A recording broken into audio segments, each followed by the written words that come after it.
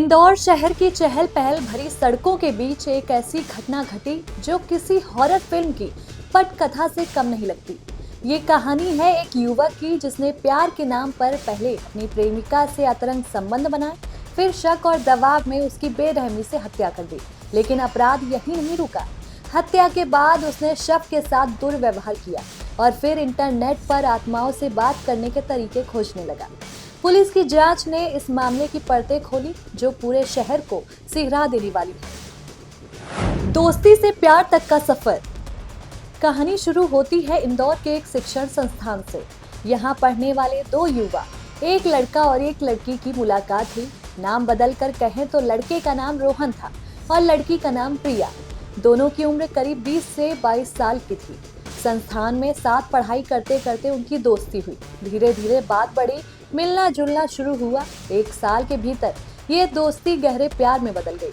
दोनों के परिवार भी एक दूसरे से परिचित थे। घरों में आना जाना था। भविष्य की योजनाओं पर चर्चा होती थी। सब कुछ सामान्य सा लग रहा था। सपनों भरा प्यार, साथ साथ जीने मरने की कस्में। लेकिन इस रिश्ते के अंदर एक जहरीला बीज बोया जा रहा था। वो है शक। रोहन को लगने लगा कि प्रिया दूसरे लड़कों से बात करती है। वह उसके फोन चेक करता, सवाल करता।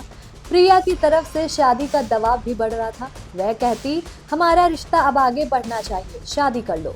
रोहन असमंजस में था। नौकरी नहीं थी, परिवार की जिम्मेदारियां थी। बहसें होने लगी, छोटी छोटी बातें झगड़ों में बदल जाती। लेकिन फिर भी प्यार का जज्बा उन्हें करीब लाता रहा। 10 तारीख की वह काली रात। 10 फरवरी की शाम रोहन ने प्रिया को अपने किराए के कमरे में बुलाया। कमरा छोटा सा था, शहर के एक व्यस्त इलाके में। दोनों मिले, बातें हुई, शादी की चर्चा फिर से शुरू हो गई। प्रिया ने दबाव बनाया, रोहन ने मना कर दिया। बहस गर्म हुई, लेकिन इसी बीच दोनों के बीच अतरंग पल भी गुजरे। शारीरिक संबंध बने। लग रहा था कि सब कुछ ठीक हो गया, लेकिन अचानक बहस ने हिंसक रूप ले लिया। रोहन का गुस्सा फूट पड़ा। उसने कमरे में पड़ी रस्सी उठाई और प्रिया का गला घोट दिया। प्रिया झटपटाई, लेकिन रोहन नहीं रुका। सांसें थम गईं, कमरे में सन्नाटा सा छा गया। प्रिया की लाश फर्श पर पड़ी थी। रोहन वहीं बैठ गया। उसका मन सुन्न हो चुका था। उसने शराब की बोतलें खोली और पीने लगा। लेकिन अपराध की काली दुनिया वह और गहरा उतर गया। पुलिस पूछताछ में रोहन ने कबूल किया कि उसने प्रिया के शव के साथ दुर्व्यवहार किया। क्या क्या हुआ ये पोस्टमार्टम रिपोर्ट बताएगी, लेकिन संकेत साफ है, अपराध की क्रूरता। फिर उसने प्रिया के हाथ पैर बांधे, मुंह में प्लास्टिक की पन्नी ठूस दी ताकि कोई आवाज ना आए। और जब लगा कि मौत हो चुकी है तो उसने प्रिया के पेट में चाकू घोंप दिया।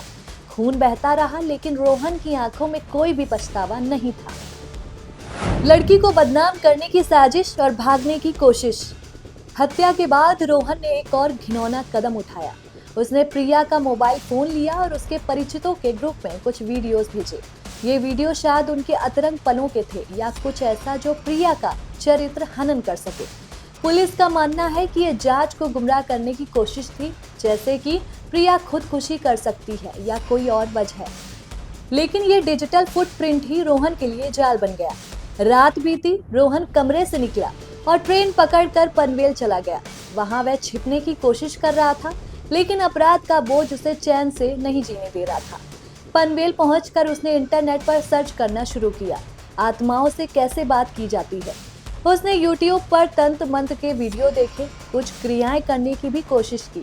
शायद वह प्रिया की आत्मा से बात करना चाहता था, या अपराध के बाद का पछतावा उसे पागल बना रहा था। पुलिस को उसकी सर्च हिस्ट्री से ये सब कुछ पता चला। शव की खोज और पुलिस का शिकंजा। 2 दिन बाद 13 फरवरी को कमरे से बदबू आने लगी। पड़ोसियों ने इसकी शिकायत की। प्रिया से संपर्क न होने पर उसके परिवार ने पुलिस को सूचना दी। पुलिस पहुंची, दरवाजा तोड़ा। अंदर प्रिया की लाश पड़ी थी, हाथ पैर बंधे, मुंह में पन्नी, पेट में चाकू के निशान। दृश्य भयानक था। जांच शुरू हुई। Call records, chat history, mobile location, सब कुछ रोहन की तरफ इशारा कर रहा था। 14 फरवरी को पुलिस ने पनवेल से रोहन को गिरफ्तार कर लिया। पूछताछ में उसने सब कुछ फिर कबूल लिया। जांच की परतें और सवाल। पुलिस अब पोस्टमार्टम रिपोर्ट का इंतजार कर रही है। इससे पता चलेगा कि दुर्व्यवहार किस हद तक हुआ और मौत का सही कारण आखिर क्या था। डिजिटल साक्ष्य जुटाए जा रहे हैं, internet search, video chat. Rohan के मानसिक स्वास्थ्य की जांच होगी। क्या वह पहले से डिप्रेशन में था या तंत्र मंत्र की बातें सिर्फ बहाना है। ये मामला आईपीसी की कई धाराओं के तहत दर्ज है। वहीं हत्या, दुर्व्यवहार, साक्ष्य मिटाने की कोशिश की गई थी। ये कहानी सिर्फ एक हत्याकांड नहीं, ये बताती है कि प्यार में शक और दबाव कितना घातक हो सकता है। रिश्तों की नाजुक डोर जब टूटती है तो जिंदगियां बर्बाद हो जाती हैं। इंदौर की इस घटना ने पूरे समाज को सोचने पर मजबूर कर दिया है। क्या हम अपने बच्चों को रिश्तों की सही समझ दे पा रहे हैं? क्या अविश्वास का दीमक कितना खतरनाक है? रोहन अब सलाखों के पीछे है, लेकिन प्रिया की यादें और उसका दर्द हमेशा सवाल पूछते रहेंगे।